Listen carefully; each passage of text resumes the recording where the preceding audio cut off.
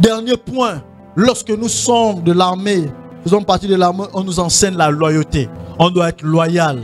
La loyauté est la caractéristique d'un ami véritable. Est-ce que tu es ami d'Hébron? Écoutez, Jésus dit à ses disciples que dans Jean le chapitre 15, au verset 15, je ne vous appelle plus mes serviteurs, parce que le serviteur ne sait pas ce que le maître fait, mais je vous ai appelé amis, je vous ai appelé mes amis, parce que je vous ai fait connaître tout ce que j'ai appris de mon Père. La loyauté est la caractéristique d'un ami. Un ami sait ce que le maître fait. Un ami sait être loyal. Il ne trahit pas. La loyauté et l'honneur marchent ensemble. Lorsque tu es loyal, tu ne pourras pas trahir ton ami. Jésus dit, je ne vous appelle plus mes serviteurs, mais je vous appelle mes amis. Le proverbe 17, le verset 17 nous dit, l'ami aime en tout temps. Écoutez bien. Et dans le malheur, il se montre un frère. On a besoin des amis ici. Voilà pourquoi dans l'armée, on parle de binôme, de binomage. Lorsque vous faites la formation, on va toujours te mettre avec un ami, un binomage. De sorte que lorsque tu as un problème, la première personne à qui on demande d'abord, c'est d'abord ton binôme. Ton binôme est où? Ton ami est où? Qu'est-ce qu'il a? Si on veut t'atteindre, on va t'atteindre d'abord à travers ton binôme. On va t'atteindre d'abord à travers ton ami, ton ami d'armes, ton frère d'armes. Ici, si on veut nous atteindre, on va passer par vous. On subit ici parce qu'on passe par les amis d'Hébron, ou ceux qui sont soi-disant amis d'Hébron. Sont des personnes loyales. La loyauté, on ne trahit pas.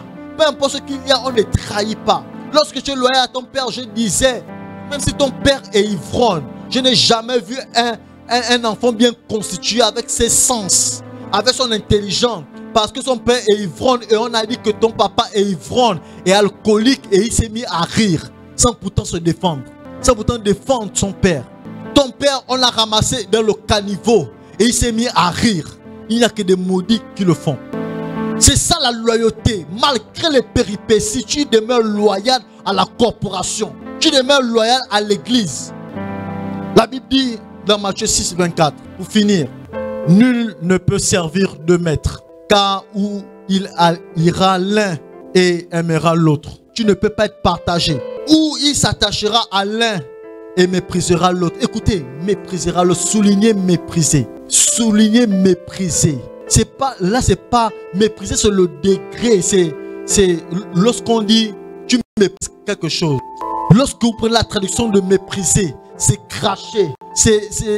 Soit lorsque tu décides d'aimer deux personnes à la fois, tu décides d'aimer Hébron, tu décides d'aimer telle communauté, tu décides d'aimer tel frère, forcément tu vas être partagé. Dans l'armée du Seigneur, on aime tout le monde. Et on aime où nous sommes. On n'aime pas d'autres personnes, on n'aime pas d'eux. On ne dit pas de ne pas suivre d'autres personnes. On ne dit pas de ne pas être loyal à d'autres corporations. Vous allez voir que ceux de l'armée des terres, les bérets rouges et le BRC, malgré qu'ils font partie de la même corporation, de la même armée, mais s'il y a bagarre, ils vont se ranger chacun. Non seulement ils vont se ranger chacun dans leur corporation, mais ils vont résoudre ça après ensemble. On ne peut pas aimer deux lièvres à la fois. On ne peut pas suivre, deux lièvres à la fois. Tu ne peux pas aimer deux maîtres à la fois. Soit tu aimes Hébron, soit tu méprises. Écoute, tu méprises. Lorsque tu n'aimes pas, c'est que tu méprises. Soulignez mépriser dans vos Bibles et gardez-le.